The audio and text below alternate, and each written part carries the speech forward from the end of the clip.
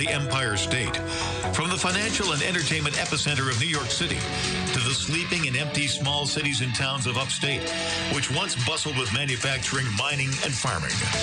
We all know from inspiration, history, and nature, we deserve a return to the success and growth of generations past, a birthright being squandered by corruption in Albany, and the depredations of an insecure, scheming mountebank posing as governor, who loathes both us and himself. As liberty beckoned to enslaved peoples behind the Iron Curtain via American broadcasts after World War II, we now say, believe, rise, and join us. Welcome to Radio Free New York. Hey guys, welcome to Radio Free New York. I'm your host, Andrew Hollister, and I've almost got my time switched back over from coming back from Europe. Oh, the jet lag is subsiding now, finally? Yeah, and you know, it's kind of weird because it's about a 6-hour time difference, right? So what was happening is I'd wake up at like 4, 5 o'clock in the morning, you know, and that would be 10, 11 o'clock over there. I do that every day. I don't know what the problem is. Yeah, but then by 9 o'clock in the morning, you know, you've got that kind of like afternoon slow down, and then by 3 p.m. it was just like totally crashing because, you know, it's the end of the day. So I'm finally just about adjusted. Things are moving along for me, and we've got Bob back here in the studio. We missed you yesterday. Oh, thank you very much. Yeah, a little respiratory thing going on here. I guess probably that trip to Hunan province in China, where I hung out in the street markets, probably wasn't a great idea last week. Yeah, I hear it's a hot time. It's a good place to be right now. There's a lot going on there. A lot of people being hustled away in vans. Yeah. I don't know what that's about, man. Maybe just kidding, folks. I was nowhere near that. That's all right. Yeah. Actually, it's funny because on the trip back, I did get some notifications that there could be additional screening coming into the U.S. depending on where you were. I've got a great screening idea for them. Yeah. How about nobody from China? How about we just shut down? How about a travel ban to China? This is just me, folks. This is not Andrew. Yeah, no, I don't know about that. It's probably not the way to go. But, you know, today is Wednesday. For those of you joining the show, Wednesday is White House Wednesday, which means we talk about national topics. We bring in presidential candidates. We do some interviews. And today we actually have Sam RObb on the line. Is Sam on the line? I think we've got him on the line. Hello, Sam. I'm here. Hello. Sam is here. Awesome. Very good. Sam, welcome to the show. Rumor has it you're running for president on the Libertarian line. That would be a correct rumor. Awesome. For once. Yes. Yeah. So it's not a rumor at all. It's fact. No, it's not. No. It is. Very, very good. So, Sam, why don't you tell us a little bit about why you're running for president, and we'll just kind of start off with that. Tell us a little bit about yourself. Okay, why I'm running for president. If you want the honest answer, it's because I was left unsupervised. I was filling out some paperwork for my daughter's college application, and I thought, you know, it would be easier to run for president than this, so I took a look into it. Actually, I've been thinking for a couple of years about running for president, and it just turned out that this year was the year where it happened, and started looking into it and said, you know what, I was a Republican for a number of years. Around 2012, changed my registration to Libertarian, and decided that this was the year that I was going to go for it. Okay, great. So I've got a couple questions for you. First being, where do you live now? Where did you grow up? You know, what state are you in? That sort of thing. Well, I live right now in Pittsburgh, Pennsylvania, just a little bit north of the city. And actually, I'm a Pittsburgh native. Grew up in the city of White Oak, which is just outside of McKeesport, which means something to about probably 2 people listening to you right now. Spent some time out in California in the Navy. And came back to Pittsburgh because this is where my family is. This is where I grew up. This is the city that I love. And over the past couple of years, just made a home here, built a family here, and this is where I am. Great. And so you mentioned that you were a registered Republican and switched over to the Libertarian Party. I'm sure people who are listening are wondering, well, what made you start off as a Republican?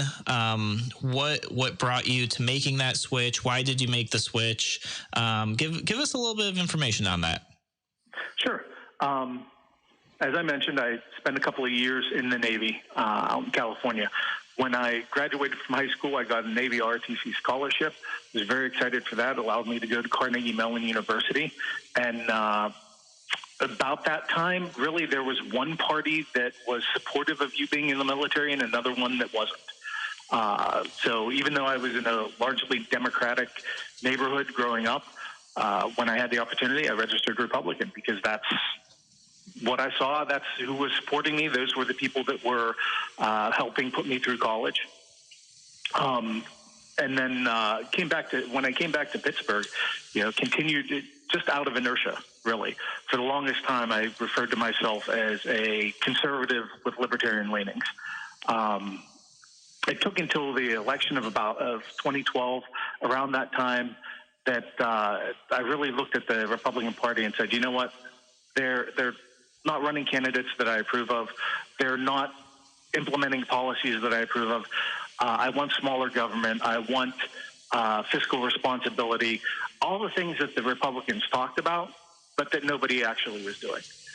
And when I said, finally said, this is it, I just can't do this anymore, I realized that, the Republican Party had moved on, and where I was actually very solidly in the libertarian camp. So I figured I might as well make it official, registered as a libertarian, and that's where I've been ever since. Yeah, it's funny because we hear stories like this pretty similarly. Even my story, give you a little background on me. I was one of those people who was a young guy who, out of high school, I feel that my generation specifically has this problem where I don't know if it's the way social studies is taught in school or how participation in government just doesn't get given the amount of importance it used to be in the education system. But I graduated from high school thinking politics wasn't important. I didn't need to be involved in voting. I was one of those people until the SAFE Act passed. And once the SAFE Act passed, and I'm not sure if you're familiar with it, but it's essentially the most restrictive ban on firearms in the nation, although Virginia is trying to compete with us now. And for me, that was a big wake up because I grew up in a conservative household where firearm ownership was a big part of our lives. My grandfather was a World War II veteran. My father and him would go hunting all the time. So that was kind of my wake up moment. And I thought for sure, based on everything I knew, that the Republicans were going to be the ones that were going to fix it and stand up and help protect our rights. I was a little naive at the time because I didn't know that Republicans actually voted for it. And so I jumped in. It wasn't until later that I made a switch to the Libertarian Party. So the story is kind of similar there, I think. Yeah. There's a trust there. You hear people talking and you listen to them and you expect them to live up to their words, and they don't. Yeah. So we've got maybe about 2 minutes left. I noticed on your website, for those who might be wondering, Sam's website is samrobb2020.com, and Rob has 2 B's in it, that you had an open letter to your Democrat friends. So I wanted to give you a chance to just summarize that for us, because I think it's important as a third-party candidate that you can reach both sides. Well, it's absolutely important. If you look back at the 2016 election, the vast majority of votes that went to Johnson were from non-registered libertarians. So reaching third parties reaching the Democrats, reaching the Republicans is absolutely critical. For my Democrat friends, your party is really going in an odd direction right now. They've embraced largely democratic socialism, which I know a lot of my friends and family here in Pittsburgh, we're a very blue area in a purple state, they're uncomfortable with. They are pro-union. They like private sector unions. They are pro-immigration. They are very, very much in line with the Libertarian Party on a lot of policies, drug legalization, pardoning people convicted of victimless crimes, judicial reform, criminal justice reform. But the economic policies that the Democratic Party are promoting right now go against where they stand and what they believe as Americans. So they find themselves in an odd spot where they're looking around and saying, you know what, I don't actually align with the Republicans, but the Democrats look like they're leaving me behind. And, as a former Republican, I can tell you that I identify with that. I understand that completely. When your party has moved on, there's a point where you need to stop and take a look around and say, okay, who are the people who actually believe what I believe? Who are the people where I can find some common ground and, make some changes, the way I think this country needs to go? And I think if you'll stop and take a look around, you'll find that while there might be some issues that you kind of maybe don't agree with the libertarians on, Democrats, you're going to find a lot of things that we are in sync on. And you're going to find a party that is willing to talk to you and willing to work with you and willing to do what we can to make America better. Awesome. No, that's great. I definitely think it's important to highlight that there's a lot of things that we agree on, So we're going to take a real brief break here, guys, on Radio Free New York. When we come back, we're going to ask Sam RObb about his top 3 policies. We'll talk about that when we come back.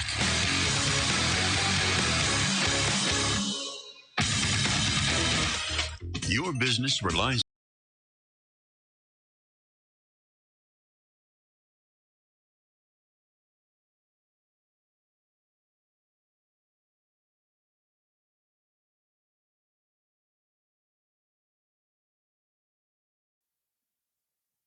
and monitored for any issues, keeping your business running smoothly. They also help clients achieve HIPAA, PCI, and New York State cybersecurity compliance to keep your network safe and secure. Whatever your business IT needs are, Simple Tech Innovation should be your first call. They've won the Best in Rochester 8 years in a row and have an A+ Better Business Bureau rating. Call them today for a free consultation at 585-200-3182. That's 585-200-3182. Simple Tech Innovations. If you're looking to market and grow your business, make new business connections, and give back to the community in a meaningful way, consider joining the Greece Regional Chamber of Commerce. We're the largest suburban chamber in Monroe County, and we offer networking, education, marketing, insurance, and advocacy. You do not need to live or work in Greece to join. Our members come from throughout the region. In short, we're better together, and together, we're moving business forward. Visit greecechamber.org or call 585-227-7272 to join today. Tom Walls started in 1955. Since then, America has been through wars, natural disasters, and economic highs and lows. Rochester companies have had their ups and downs, but one constant, Tom Walls. Tom Walls has stood the test of time.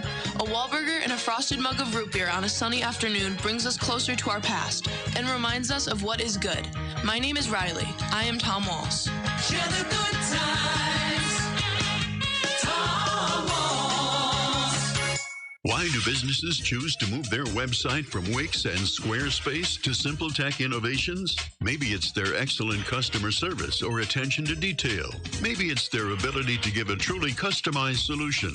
Or perhaps they just like the fact that Simple Tech is a local small business that builds great relationships with its clients. Whatever the reason may be, you can rest assured knowing that the local team at Simple Tech has your best interest in mind when building or updating your site. They're hands-on and love helping customers achieve their goals. But don't take my word for it. Last spot. You're 8 years in a row and have an A+ Better Business Bureau rating. If your website doesn't match your dreams or isn't achieving your goals, give the professionals at Simple Tech Innovations a call today for a consultation at 585-200-3182. That's 585-200-3182. Simple Tech Innovations. You're listening to Radio Free New York. White House Wednesday. We're just playing this to get Sam used to the Hail to the Chief song. Welcome back to Radio Free New York, guys. I'm your host, Andrew Hollister. Today is White House Wednesday, and we have Sam RObb on the phone. He is running for president of the United States on the 2020 election here on the Libertarian ticket. So what I like to talk about is the candidate's top 3 policies that, if elected, they would want to implement as president of the United States. So, Sam, let's hear what you got. Okay, I'm going to give you top 3, and then we can go through them. Number 1 is to decrease the size and scope of the federal government. Number 2, eliminate taxes for the majority of Americans and small businesses. And number 3 is immigration and naturalization reform. All right. So those are my top 3. First one, size and scope of the federal government. You just came back from Europe, if I remember hearing correctly. Yep. Right? Yep, sure did. So I've been doing a lot of traveling lately, which means I get to actually interact with a lot of the wonderful people in the Transportation Safety Administration. That's my most recent interaction with government. And as anybody who's ever flown, you can absolutely say that that's not a pleasant experience. They do their best, but it's a lot like going in for your annual physical. You're not really going to enjoy it, even though it's necessary. I ask people, if you think back, what's the last interaction you had with government? And they'll talk about going to dealing with the IRS. They'll talk about going to the DMV. They'll talk about dealing with the Social Security Administration. And every time I do that, I say, okay, now I want you to stop and think, what problems did you have with that agency? What issues did you have? And it's bureaucratic. It's long lines. It's employees who really aren't there, to take care of you. They were just getting through their day. There's a whole host of issues that you run into. And I stop and ask them. I say, okay, so what makes you think that particular department is the one that happens to be the bad one in the government, and everybody else is stellar? The truth is that they're all too big, they're all too bloated, they all have too many problems. Some of them shouldn't even exist. And when you talk to people like that gets them thinking. They start wondering, okay, maybe I am making assumptions about how good the government does things. And when you stop and think about it, you realize, hey, the last time there was a federal shutdown, how badly did that affect you? What did that actually mean to you in your life? And the truth is, there are huge chunks of government that we can do without, that we really don't need. We're spending money on, we're spending time on, and it's much better dealt with either at the state or local level, or even at the private level. Yeah, no, I would definitely agree. So do you have specific departments or government organizations in mind that you would reduce the size of, eliminate completely? And of course, I'm sure as you hear this question, you're also thinking that some people freak out when they hear that a government organization might go away. Absolutely. And I mean, there's ones that on the right and on the left, if you're talking to Republicans, if you're talking to Democrats, are kind of the key departments. On the Republican side, if you're talking to a Republican, Department of Education. I have a long-standing beef with the Department of Education. It's younger than I am. When they first came up with the Department of Education, we were doing very well compared to the rest of the world. We're doing a lot worse now. We haven't gotten our money's worth out of it. The Department of Education, really, we can do without. We did without it for 200 years. You're talking to again someone on the right, someone who's more conservative or Republican. You mentioned the ATF, and there's a lot of people who would love to see the ATF go away completely. I think there are some things that the ATF does that most people aren't aware of in terms of basically working with insurance companies to help understand fire patterns and do forensics for explosives and other situations like that. But for the most part, when people think of the ATF, they think of gun regulations. And, on the conservative side, yeah, we'd like to get rid of those. On the other side, when you talk about reducing the size of government, and you get people saying, whoa, you just want to cut the government. I say, okay, well, you're happy with the foreign wars that we're having? You're happy with the money that we're pouring into sending troops overseas to, maintain an 18-year-old war in Afghanistan, a war that's old, actually a war that used to be old enough to smoke, but now isn't. Thank you, government. Are you happy with the way that immigration is being handled right now in the country? Are you happy with the INS and ICE and the other organizations that have grown up around that? And the answer is, whether you're talking to Democrats or Republicans, there is always something that you can look at in the government at the federal level and say, wouldn't you like to get rid of this? And when the answer there is yes, you can, like I said earlier, turn it around and say, okay, now what makes you think that agency is different from all the other agencies? They all are bigger than they need to be. They are all bloated. They're all full of bureaucracy. They all need to be cut. All right. And I kind of feel like that probably goes into your next policy in reducing taxes. So is there more you want to add to the reducing taxes part of the policy, or is it mostly going to be cutting government agencies down in size and bloat? Well, if you start cutting government agencies, in honesty, the platform there, my position there is that people earning under $50,000 a year, small businesses earning under $5 million a year, they account for, I think, if you add it up, roughly around $300 billion a year in revenue taken in by the government from taxes. That's about somewhere around 2% of federal spending. If we can cut 2% of the federal spending, the vast majority of Americans, including those who really are working blue-collar workers, have a family, mouth to feed, trying to make it and get ahead in the world, they're going to be freed up from paying taxes.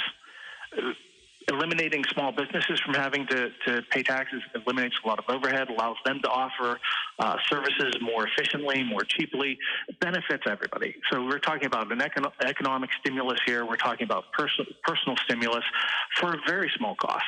If we stop handing out foreign aid and eliminate the Department of Education, then we've paid for all these tax cuts. I hate to use that term, but that's the way people think. We've paid for these tax cuts. We've gotten rid of the spending so we can reduce taxes that way. Ultimately, I'd love to see the IRS be one of those agencies that gets cut back down to the bare bones.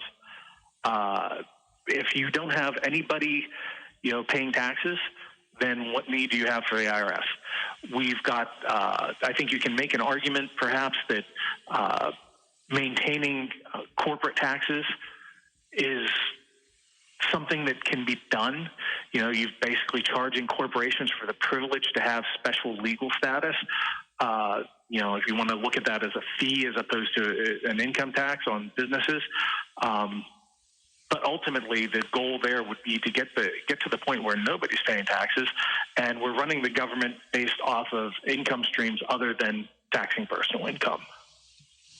Yeah. I think a lot of people hear not paying income tax, and they think that's a great idea. There's of course a lot of people that get concerned about where the tax is going to come from. How is the government going to operate if there are no income taxes? But we've only got about 2 minutes left in this segment, and I wanted to give you a chance to hit your third policy on immigration and naturalization. Immigration and naturalization reform. So I've got 3 adopted daughters. All 3 of them were born in China. So my wife and I have firsthand experience with dealing with INS. We have a wonderful agency department here in Pittsburgh. They were fantastic to deal with, but they were still a government agency. We still had to fill out paperwork. We still had to go through interviews. We had to do all sorts of things that your average parent just doesn't have to do because we were dealing with the government. I work in the technology industry. I've worked with a ton of people who come here on work visas, come here and worked on getting their citizenship. INS is a big, busted organization. We need immigration reform. It routinely accomplishes the exact opposite of its stated intent. Instead of immigrating people, allowing people to come into the United States, it keeps people out of the United States. And really, we want those people. We want the entrepreneurs. We want the best and the brightest. We want the people who look at us and say, hey, that is where I want to be. That's the country I want to be a part of. Those are the people that I want around me and that I want to support. And we really need to change immigration in order to make that happen. I advocate for returning to a model of immigration, the Ellis Island model, where we basically say, hey, if you can get here, if you can pay whatever the minimum processing fee is so that we can do a medical screening, and this is appropriate for right now, talking about China, we want to make sure you're not bringing anything into the United States that might harm people. We want to make sure that you're not wanted somewhere else for crimes or for behaviors that we don't want you importing into the United States. We want to make sure that you have some idea of how you're going to take care of yourself once you're here. Hey, once you do that, fantastic. Here's your visa. You want to work, you work. You want to study, you study. You want to come here and be an American, we'll work with you on that. But get here and just go through a minimal process to make sure that everything's above board and that we know you're here so that we can help you assimilate, we can help you get integrated, and we can help you become an American. Yeah, no, absolutely. And I talk about this from my firsthand experience, my wife being from another country and her path to citizenship. A lot of immigration issues that got to be resolved. All right, guys, we're going to take our half-an-hour break here. The break is not going to last a half an hour. Sorry, guys. 5-minute break here. We'll be back in a moment on Radio Free New York.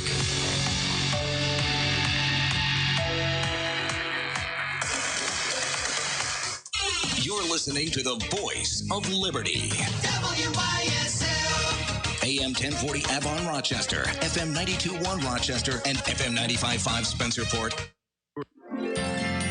Every business Did you not set your timer? getting the job done. I'm Steve Tasker, and you should know that hiring people who have disabilities is a great way to reach a largely untapped pool of skilled job seekers. The benefits of expanding your recruitment efforts can include attracting right-fit talent, learning how to meet your customers' unique needs, and improving your staff's morale. Hear from this employer. I'm Drew Hazelton, president of Hazelton Auto Mall in Fairport. We've partnered with Employment Alliance to hire Chris, who has provided quality work in our showroom for 4 years. When Chris started, the Employment Alliance worked with us to ensure Chris's success on the job. They also provided diversity training to our staff, which not only helped our work relationship with Chris, but with our customers as well. Working with the Employment Alliance helps you to find talent to meet your business needs. You're also offering people with disabilities meaningful work, and you're showing the community how you value equal opportunity and diversity. The Employment Alliance is part of Heritage Christian Services. For more information, visit hcsemploymentalliance.org.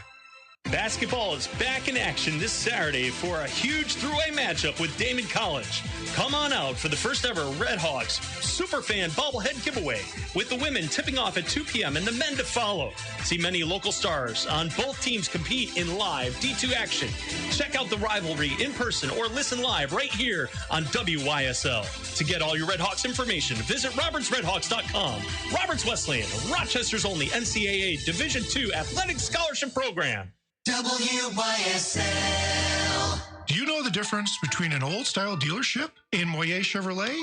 1, we have a non-commissioned sales team. Our sales professionals will help you find the right vehicle to meet your needs and budget, not ours. 2, add our no-hassle experience, and you will not want to go anywhere else. Take a short drive to Moyer Chevrolet in Honeoye Falls. You'll save time and money. Moyer Chevrolet. Trends are moving local, from sourcing local farms to shopping small businesses. So why are you still with that big, cold, nationwide bank? St. Pius Federal Credit Union is inviting you back home. And coming home shouldn't mean sacrificing the services you want. St. Pius Credit Union offers state-of-the-art online banking, a mobile app, low fees, competitive rates, with access to dozens of fee-free ATMs. Let us show you how easy coming home can be at spxfcu.org. St. Pius Federal Credit Union. A different couch, a different floor, the backseat of a car. Over 2,000 Rochester school-aged children are homeless, but now there is hope. The Open Door Mission Cold Water House for moms and their children. Livingston Eye Care East Main Street Avon welcomes new patients of all ages. Stop in and see the newly remodeled optical department with new frames for everyone in the family. Make 2020 the year you see clearer. Livingston Eye Care East Main Street Avon. Call 226-3400. Radio Free New York. Guys, we are back here on Radio Free New York. I'm your host, Andrew Hollister. Today is White House Wednesday, and we have Sam RObb on the phone. He is running for President of the United States on the Libertarian line. And we just got done talking about his top 3 priorities, which were to decrease the size and scope of the federal government, reduce taxes, and fix up our immigration and naturalization system. So I've got some questions that I know people have. The first is going to be, say you're elected, you're a libertarian, third-party candidate. How are you going to work with Democrats and Republicans to get these things happening in the federal government? Well, one of the things that's kind of cool about being a libertarian is you find a lot of points of common agreement no matter which side of the aisle you go to. Right. So if I'm talking to Republicans, obviously, as I mentioned, they're interested in things like eliminating gun laws. They're interested in things like supposedly reducing spending, reducing the deficit, cutting taxes. Those are all things that I can work with the Republicans on. On the Democrat side of the aisle, obviously things like bringing troops home, ending the constant wars that we're involved with, immigration reform, are all things that the Democrat side of the House is very interested in. So I think as a libertarian president, I'll have the opportunity to work basically both sides of the aisles, and where I can maybe get something, might be able to get something done if I was a Republican president, or might be able to get something done if I was a Democrat president. Being a libertarian will open up the opportunity to get a lot more done a lot more quickly because of that. Awesome. So some of the things that have maybe been stalled, that Democrats and Republicans haven't been able to fix. One of them is healthcare. So do you have a policy in mind as to how you would be able to sit there with Democrats and Republicans and address healthcare? That's going to be a hard one, just because I think as far as that goes, the Democrats and the Republicans at this point are on the same page. They're both steering towards single payer. They're both steering towards a massive government program that oversees your health care, and I think that's absolutely wrong. We need to get back to an era where health care was an individual practice, where it was between you and your doctor, where remove as best you can the interference that the government has put on the market, where you remove as best you can the interference that you have because of these large health insurance companies, and get back to a situation where you can say, okay, I've got to make a visit to the doctor. How much is it going to cost me? We see a little bit of that today right now with what people call the doc in the box. You've got the urgent care centers. You go to them and they don't wrangle about prices or tell you you're going to have to work it out with your insurance company. They tell you it's $40. It's $20 or whatever. You come in, you get an exam. They say, yeah, you need some antibiotics, or you need some other treatment. Here you go. Here's your prescription. Go fill it. It's $10 at Walmart.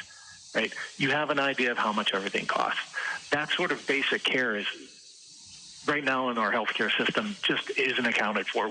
We're set up so that everything is dealt with as if you are dealing with a life-threatening illness that's going to cost you your house, your home, and your job.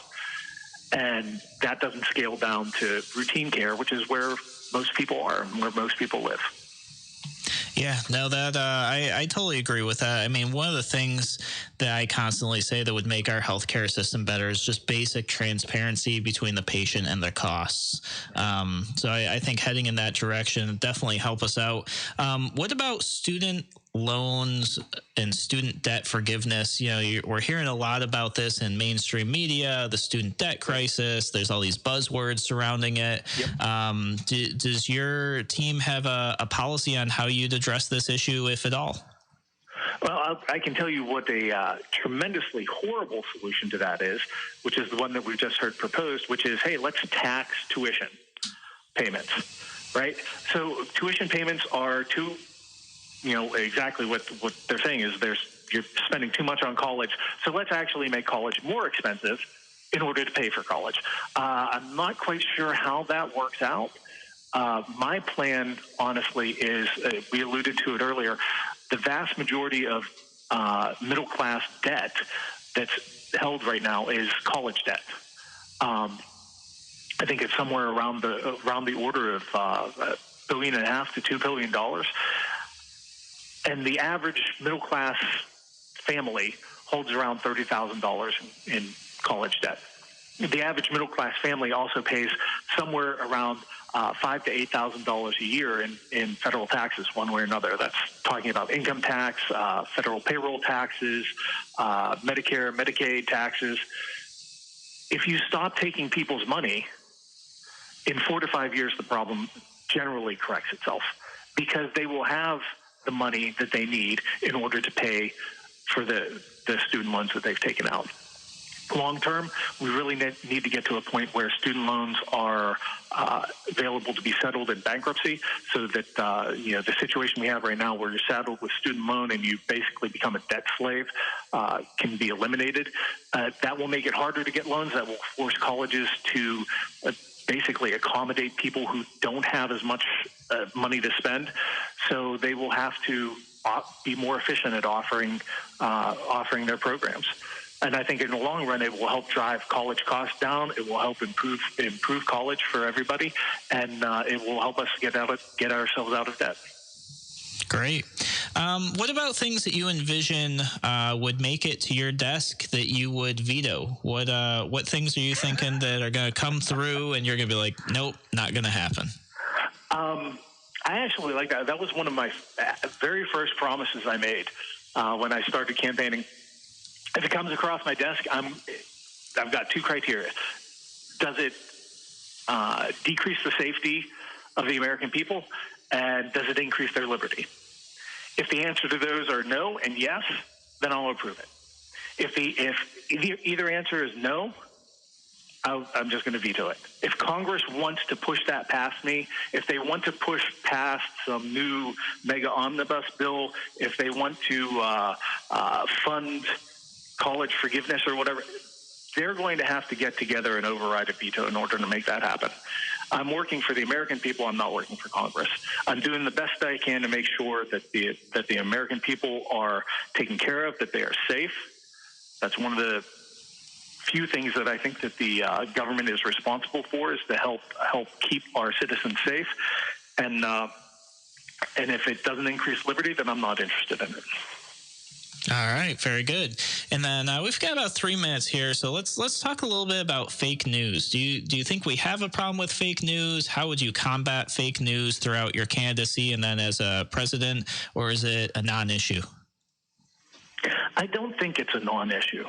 Oddly enough, just in the last couple of days, I've been running a Facebook ad, and one of the things that I've had to deal with is seeing comments on the ad that are coming from very obvious fake accounts that were created in the last 24 hours, and the only thing that they've done is somehow find my one particular ad and make a negative comment on it. So I think we do have a fake news problem. We do have a problem with basically people using bots, people using carefully crafted articles to drive the news cycle. I think ultimately that's going to turn out to be a non-issue. We're dealing with it right now, but in terms of as a culture, as a people, we're going to learn to deal with it. We're going to learn to get around it, just like we've learned to get around other issues introduced by technology. It's just a rough spot right now. Ultimately, I don't think that we have a fake news problem that's influencing elections in any significant way, because For every fake news article that's out there that's intended to get you to vote one way, I'm going to look at it and it's going to cause me to vote the other way. So I think ultimately it's not that big a deal. You might sway things a little bit one way or another, but in the long run, we're going to learn to filter that out and recognize it and just get on with it. All right, very good. So you guys are listening to Sam RObb. He is running for president of the United States in this year's 2020 election. He's running on the Libertarian line. And we're going to take a brief break here. When we come back, we're going to go through our lightning round, ask him a bunch of questions, and then give him a chance to tell you guys how you can find out more about his campaign. We'll be back in a moment on Radio Free New York.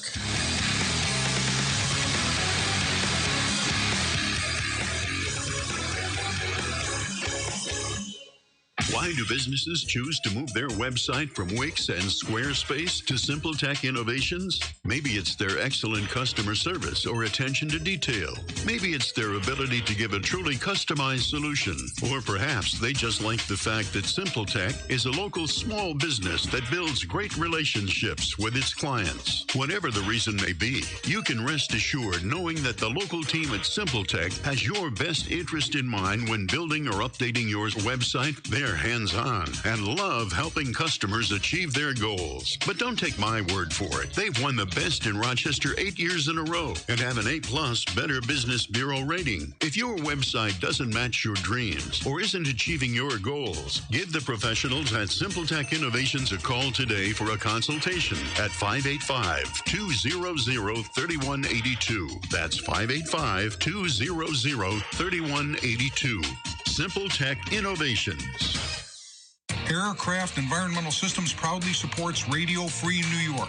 Rochester-based leaders in climate simulation chambers for America's R&D laboratories. We're experts in troubleshooting, calibrations, custom designs, and consulting for more than 40 years. Industry pioneers, we created the first ever fleet of temperature, humidity, and altitude test chambers available to rent coast to coast.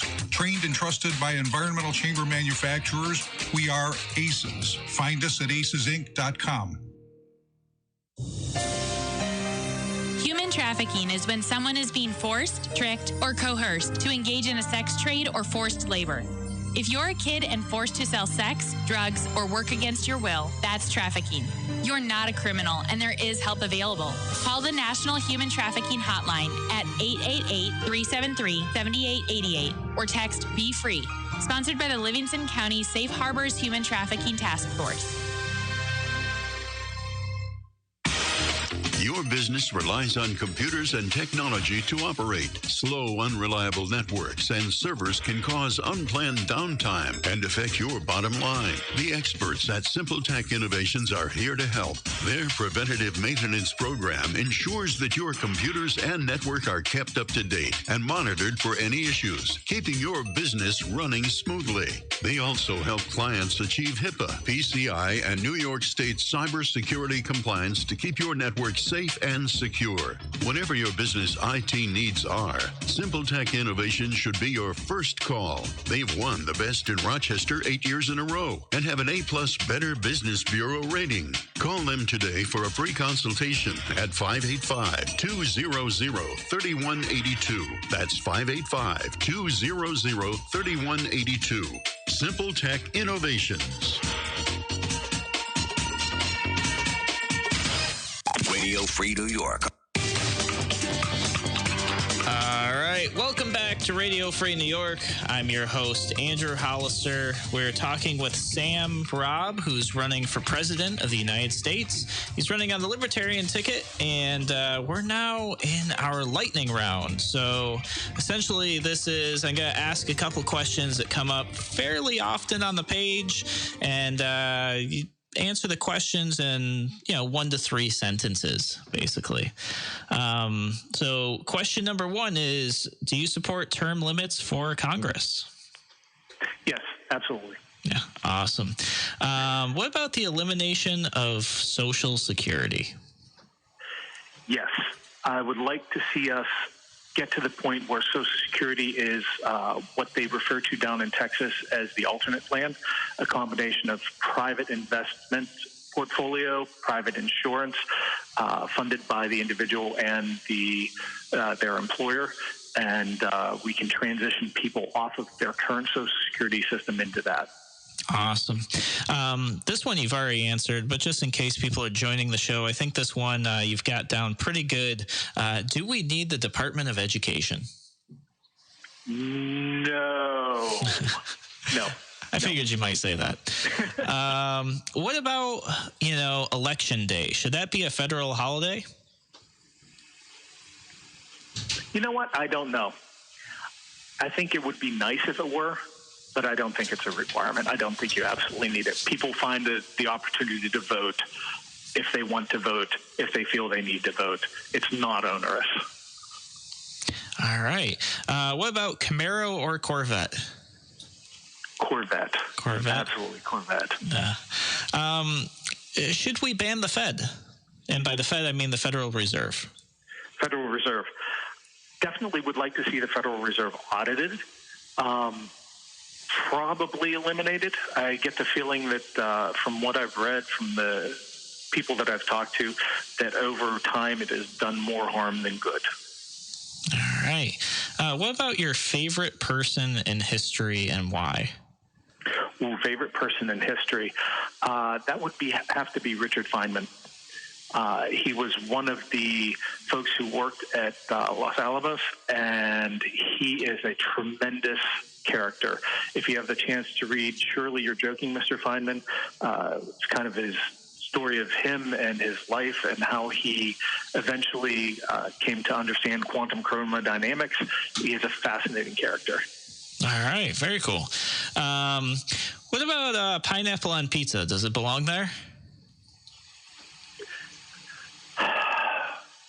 No, it does not belong there. However, I will defend to my death your right to eat pineapple on pizza.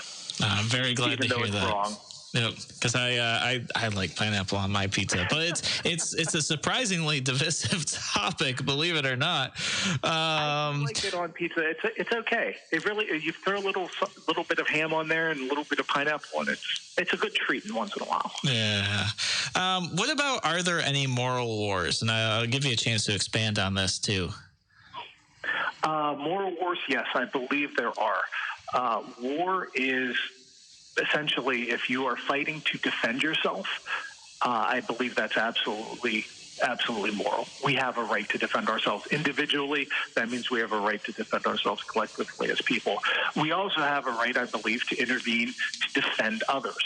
If you look back at World War II, for example, I think that's an excellent example where you have a tremendously horrific regime that was basically invading and murdering people, and it is, as good neighbors, you would not stand by and watch your neighbor kill his family without trying to intervene. I would hope. I know that I would not do that. I think that most people would not be comfortable saying, "Yeah, you know what? That's my neighbor. That's his problem. I'll let him deal with it." You would feel the need to step in. If you run into a situation like that, then absolutely, I believe it's moral, not only moral, but I believe there's an obligation there to intervene. All right. That said, I don't think that we have seen anything quite like that since World War II. Yeah. Most of the wars that we are involved in now are not wars of defense. They are not protecting people. They are actually accomplishing the exact opposite of that. Sure. Soda or pop? It's pop. It's pop. I'm from Pittsburgh. it's pop from Pittsburgh. Pop. Nobody's called it soda pop yet. I'm waiting for somebody to be like, no, it's soda pop. That's some sort of weird hybrid, yeah. Yeah. I hear it from time to time. So let's talk a little bit. We talked about wars. What would your plan be to bring troops back home? This has come up a couple times. You mentioned, especially like when you reach out to Democrats, you talk about how they don't want people overseas fighting wars. Right. Do you have a plan in place? What would that look like to the American people and to the parents who might have children over there right now? The simple answer there is right now we've got especially when you're talking about Afghanistan and the Middle East, an authorization for the use of military force, which is not a declaration of war. that basically says, hey, you're the president. You have the okay from Congress to go ahead and deploy troops over here without a declaration of war. I think it's easy, the answer there is to turn around, tell Congress, hey, if you want us involved over there, that is your prerogative as Congress. That is explicitly stated in the Constitution. I'll give you 30 days, I'll give you 60 days, whatever, but you've got a timeline. If you do not give me a declaration of war, I have the authorization to use military force. I also have the authorization to withdraw military force, and I'm going to start withdrawing troops. I'm going to start bringing them home, and it's not going to be a panicked withdrawal. It's going to be orderly. It might take several years, in fact, to get everything wrapped up and get people back home. But the answer is going to be, hey, if Congress is not going to tell me this is a fight you have to fight, war you have to fight, this is a fight you have to be in, I'm going to say no. We're going to start reeling things back in. All right. Should we be banning vaping? This is actually hits close to home for me. About 3 years ago, I quit nicotine. Thanks to a really wonderful site on the internet called killthecan.org. A bunch of great guys there. And I think nicotine is a horrible substance. It's incredibly addictive. It has a lot of negative effects on me. And just like pineapple on your pizza, if you want to do it, I don't think I have any right to stop you. So I absolutely think that the government ban on vaping and the raising the age for purchasing tobacco to 21, I think is seriously. Why do we need to do that? If you think that 18-year-olds are adults, let adults make decisions. Awesome. So this one will hit home for this show for sure, which is tell us a little bit about your stance on gun rights. We've got about 2.5 minutes. Gun rights, I believe that the proper stance is with your knees approximately underneath your shoulders, bent a little bit, and both hands on the gun. Other than that, I don't think that the government should be telling you what to do with weapons. The Constitution gives us the right to keep and bear arms. And as a matter of fact, I'd go so far as to say, ultimately, we've gone so far away from that we're arguing guns when really we should be arguing the fact that when that was written, we had privately owned ships of war in the United States. So we have come very, very far away from the meaning of the Second Amendment. Right now, though, the battle is gun rights. And if I were president, one of the things I would do would be to work with Congress and work with the ATF, and I would like to see us roll back to pre-World War II. That means getting rid of the National Firearms Act. That means getting back to the point where full auto weapons are available to the public. That means basically getting us back to the situation where my grandparents or your grandparents grew up in, where mass murders weren't happening. Mass shootings weren't happening. And I think that's because an armed society is a polite society. And when you have a culture of gun ownership that people understand and react to, that criminals self-select and move away from activities that are going to get themselves shot. So ultimately, I think repealing gun laws that we have right now at the federal level would go a long way towards helping our society as a whole become more peaceful. Awesome. So we've only got about 30 seconds left here on the show. I just want to give you a chance to give us your Facebook page and any other contact information. Right. You can find me on Facebook at Sam RObb 2020. And you can also find me, as you mentioned earlier before, at samrobb2020.com. That's Sam RObb with 2 B's. I'm on Twitter as 2020 Sam RObb. And if you're interested in contacting me, you can get a hold of me at info@samrobb2020.com. Or you can hit the webpage. We've got links where you can examine where I stand on the issues.